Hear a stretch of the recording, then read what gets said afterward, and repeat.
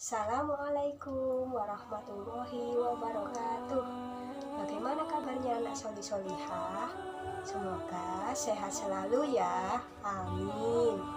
Nah, kali ini Bunda Mirna akan bercerita tentang sahabat cilik Rasulullah. Siapakah itu? Usama bin Zaid. Teman-teman pernah dengar nggak kisah Usama bin Zaid? Kita dengarkan kisahnya Bunda Mirna tentang Usama bin Zaid. Usama bin Zaid lahir di kota Mekah tahun ke-7 sebelum Nabi Muhammad hijrah ke Madinah. Usama bin Zaid merupakan putra dari Zaid bin Harisah dan Ummu Aiman. Ummu Aiman adalah seseorang yang senantiasa membantu ibunda Rasulullah SAW, yaitu Siti Aminah, untuk menjaga dan mengasuh Rasulullah SAW, sehingga Rasulullah SAW sangat menghormati ibu Ummu Aiman. Rasulullah SAW sangat senang dan gembira saat mendengar kabar bahwa ibu Ummu Aiman telah melahirkan seorang putra, yaitu Usama bin Zaid. Bin Zaid diberi gelar ibu Rasulullah, yaitu kesayangan Rasulullah. Usama bin Zaid tumbuh menjadi seorang putra yang sangat lucu. Usama bin Zaid tumbuh di tengah-tengah keluarga Nabi. Ia mendapatkan pendidikan agama langsung pada Rasulullah SAW. Usama bin Zaid berteman baik dengan Sayyidina Hasan dan Sayyidina Husain, cucu Rasulullah SAW. Sayyidina Hasan dan Sayyidina Husain berkulit putih mirip Rasulullah SAW. Sedangkan Usama bin Zaid berkulit hitam mirip dengan ibunya, yaitu keturunan Habsyi atau Afrika. Namun Rasulullah SAW tetap menyayangi mereka dan menganggap Usama bin Zaid sebagai sahabat kecilnya. Usama bin Zaid tumbuh menjadi seseorang yang sangat lucu, pintar, dan cepat memahami. Ia senang mengikuti Rasulullah SAW pergi kemanapun. Pada suatu ketika, Rasulullah SAW mengajak Usama bin Zaid dan Sayyidina Hasan cucunya untuk ikut bersamanya. Rasulullah SAW berdoa kepada Allah untuk mendoakan kedua anak tersebut. Ya Allah, aku sangat sayang kepada kedua anak ini. Tolong sayangilah mereka seperti aku menyayangi mereka. Semoga kedua anak ini menjadi anak yang berguna. Amin. Sebegitu sayangnya Rasulullah SAW dengan Usama bin Zaid. Beberapa tahun kemudian, pasukan Romawi ingin menjajah penduduk Madinah. Rasulullah SAW menyiapkan pasukannya untuk ke medan perang. Usama bin Zaid dan teman-teman sebayanya ingin ikut berperang. Ia meminta izin kepada Rasulullah SAW, "Wahai Rasulullah, izinkan aku untuk ikut berperang, membela agama Islam." Namun permintaan tersebut ditolak oleh Rasulullah SAW karena Usama dan teman-teman sebayanya masih kecil. Usama bin Zaid tidak pantang menyerah. Ia akan terus belajar dalam membela agama Islam. Rasulullah SAW pun sangat terharu atas perjuangan Usama bin Zaid.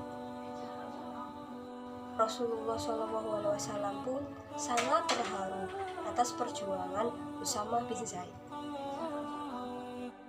Beberapa tahun kemudian, pasukan Romawi datang kembali untuk menjajah penduduk Madinah. Usama dan teman-temannya kembali meminta izin kepada Rasulullah SAW. "Wahai Rasulullah, aku ingin ikut izinkan aku. Sekarang aku sudah besar," kata Usamah. Rasulullah pun terharu mendengarnya dan mengizinkan Usamah dan teman-temannya ikut berperang. "Baiklah, kamu boleh ikut berperang dengan pasukan muslim." Sejak saat itu, Usamah bin Zaid sering ikut berperang dan sering menang lawan pasukan. Pada perang selanjutnya, ayahnya Zaid bin Harithah menjadi panglima perang. Usamah bin Zaid juga turut ikut berperang. Namun, Usamah bin Zaid melihat ayahnya mati syahid sebagai pahlawan. Usamah bin Zaid menerima kematian ayahnya dengan penuh kesabaran dan tidak larut dalam kesedihan. Dia berpikir untuk melanjutkan perjuangan ayahnya dalam membela agama Islam. Masya Allah sekali ya Usamah bin Zaid. Melihat kesabaran Usamah bin Zaid, Rasulullah SAW sangat bangga kepadanya. Rasulullah SAW ingin mempercayainya sebagai panglima perang selanjutnya.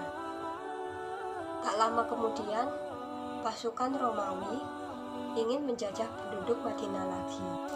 Rasulullah SAW kembali menyiapkan para pasukannya yang dipimpin oleh Abu Bakar Ash-Shiddiq dan Umar bin Khattab.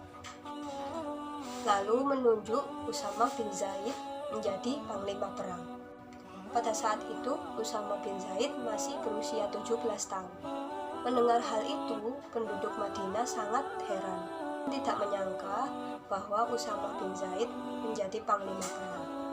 Rasulullah SAW pun menegaskan bahwa Usamah bin Zaid mampu menjadi panglima perang karena keberaniannya dan keimanannya yang sangat kuat kepada Allah Subhanahu wa Ta'ala. Abu Bakar Ash-Shiddiq memerintahkan Usamah dan pasukannya untuk ke medan perang. Usamah merencanakan strategi perang yang sangat hebat, dan tak disangka Usamah beserta pasukannya menang melawan pasukan Romawi dan kembali ke Madinah dengan membawa harta yang sangat banyak.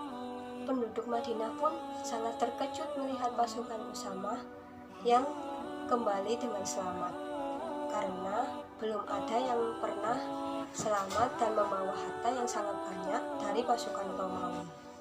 Sejak saat itu, penduduk Madinah sangat menghormati Usamah bin Zaid menjadi panglima perang, walaupun usianya masih muda.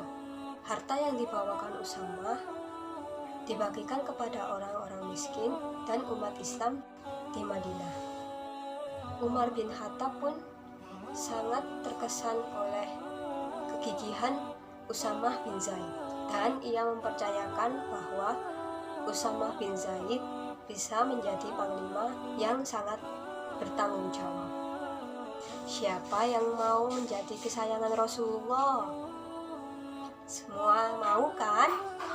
Nah, kita harus mencontoh sifatnya Usamah bin Zaid ya, yang selalu sabar, tidak pantang menyerah. Nah, dari kisah tersebut kita bisa mengambil pelajaran ya teman-teman, bahwa kita tidak boleh berprasangka buruk kepada orang lain. Kita harus berprasangka baik, karena Allah Subhanahu wa Ta'ala sangat menyukai hambanya yang selalu berprasangka baik kepada sesama. Juga kita harus mencontohi Rasulullah SAW yang tidak membeda-bedakan orang yang ada di sekitarnya berdasarkan warna kulit, agama maupun yang lainnya. Karena di mata Allah Subhanahu wa Ta'ala, manusia yang berkulit putih atau hitam itu sama saja. Nah, begitulah kisah Usamah bin Zaid teman-teman. Sekian dari kisah yang Bunda Mirna bawakan. Semoga bermanfaat ya untuk teman-teman semua. Wassalamualaikum warahmatullahi wabarakatuh.